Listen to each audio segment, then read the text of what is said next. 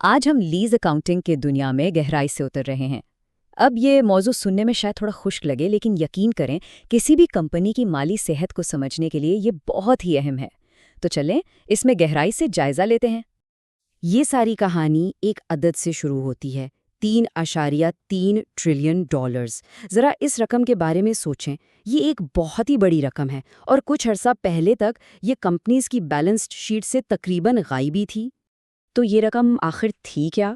یہ وہ رقم تھی جو پبلک لسٹڈ کمپنیوں نے مستقبل میں لیز کی ادائیگیوں کی صورت میں دینی تھی، لیکن اسے بیلنس شیٹ میں دکھایا ہی نہیں جاتا تھا۔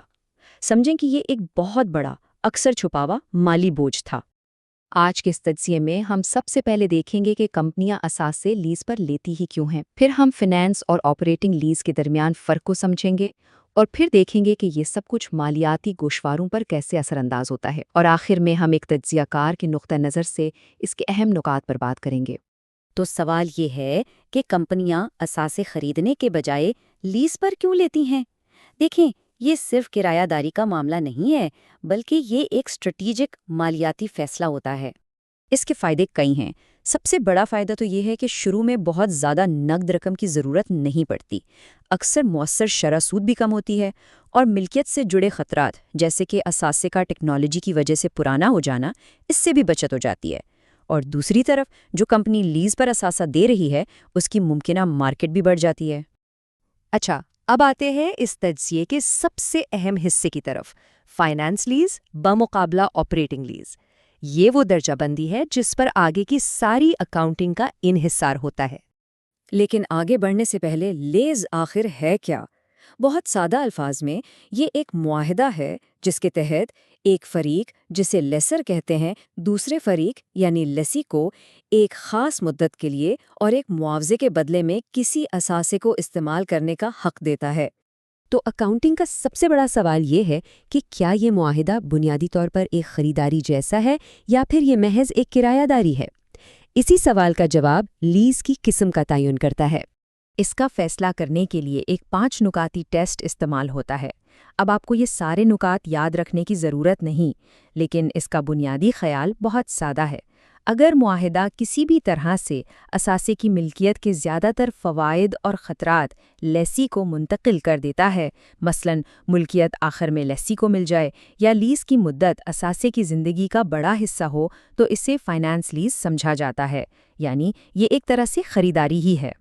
چلیں اب اس کو لیز استعمال کرنے والی کمپنی یعنی لیسی کے نقطہ نظر سے دیکھتے ہیں کہ وہ اس کی اکاؤنٹنگ کیسے کرتی ہے۔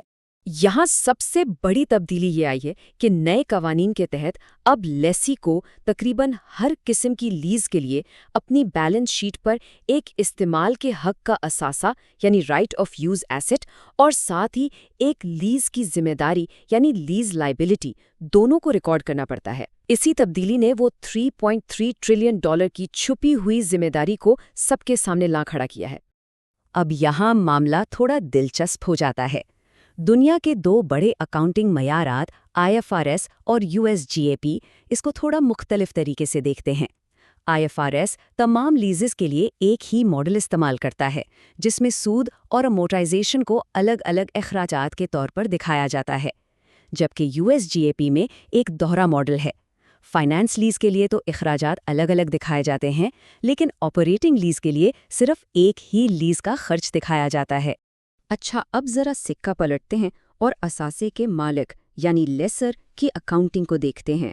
یہاں اچھی خبر یہ ہے کہ IFRS اور USGAP دونوں کے قوانین کافی حد تک ایک جیسے ہیں، اور یہ سلائیڈ اس فرق کو بہت اچھے سے واضح کرتی ہے۔ دیکھیں، آپریٹنگ لیز میں اثاثہ لیسر کی بیلنس شیٹ پر ہی رہتا ہے، وہ اس پر ڈپریسیشن ریکارڈ کرتا ہے اور جو رقم ملتی ہے اسے لیز ریونیو کہتا ہے۔ اس کے برعکس فائنانس لیز میں لیسر اثاثے کو اپنی بیلنس شیٹ سے ہی ہٹا دیتا ہے اور اس کی جگہ لیز ریسیویبل دکھاتا ہے۔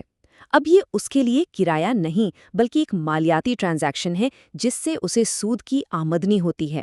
تو ہم نے قوانین کی بات تو کر لی، لیکن اب دیکھتے ہیں کہ یہ درجہ بندی کسی کمپنی کی مالک کارکردگی کی کہانی کو حقیقت میں کیسے بدل دیتی ہے۔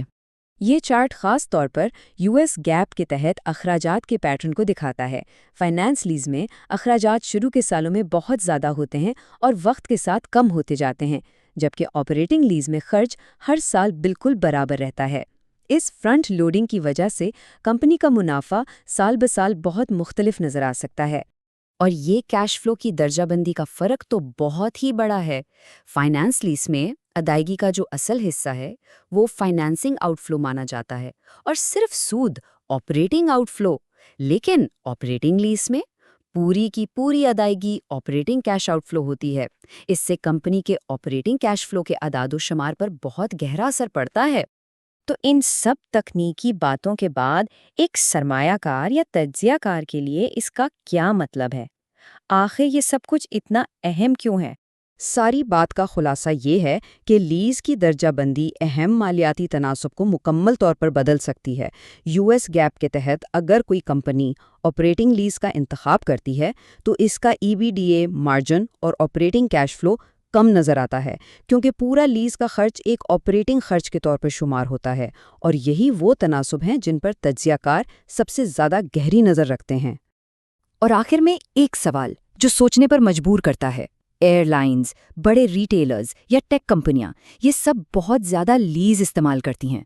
ان کی لیز اکاؤنٹنگ کو سمجھنا ہمیں ان کی حقیقی مالی صحت کے بارے میں کیا بتاتا ہے؟